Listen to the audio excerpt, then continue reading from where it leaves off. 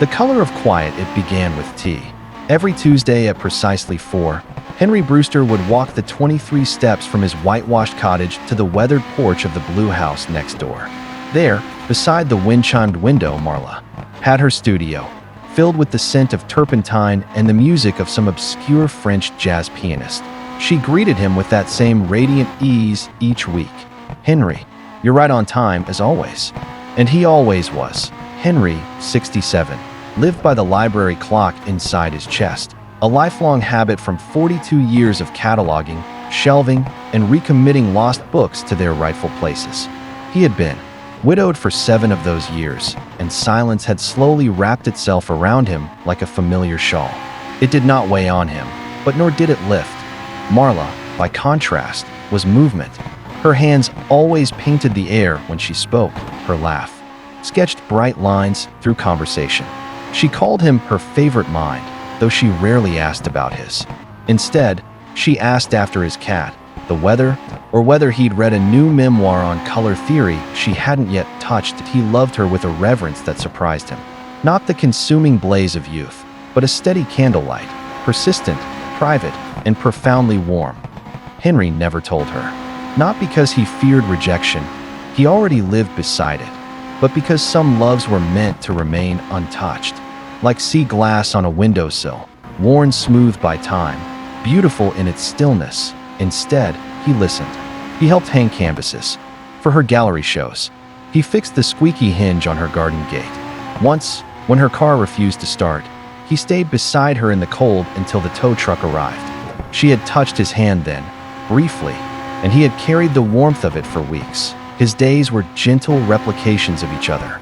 Morning walks along the pebbled beach path. Coffee at the Harbor Cafe, where the waitress knew his name but not his story. Letters to a cousin he hadn't seen in decades.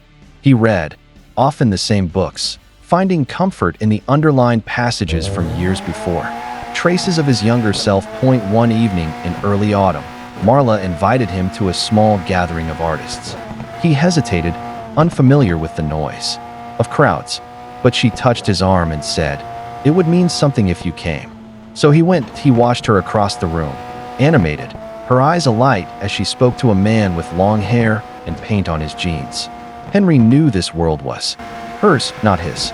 Still, when she caught his gaze and smiled, really smiled, it stitched something together inside him that had been unraveling slowly over years. Later that night, walking home alone under a sky bruised with stars, Henry spoke aloud to the quiet.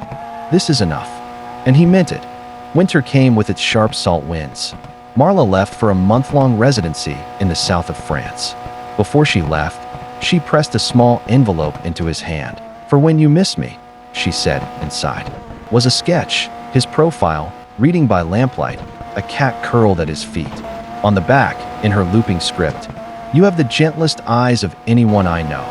He did not cry, but he held the paper as though it were breath itself. One morning, returning from his walk, Henry paused before her gate. A small sprig of rosemary had pushed through the frost-hardened soil near her fence. He knelt and touched it gently. That evening, he wrote in his journal, "Love, in its purest form, asks for nothing. It simply stays. I am not unloved. I love, and that is enough." And somehow, it was. The wind rose outside, tapping at the windows. Henry made himself tea, opened a book, and let the quiet it no longer felt so empty.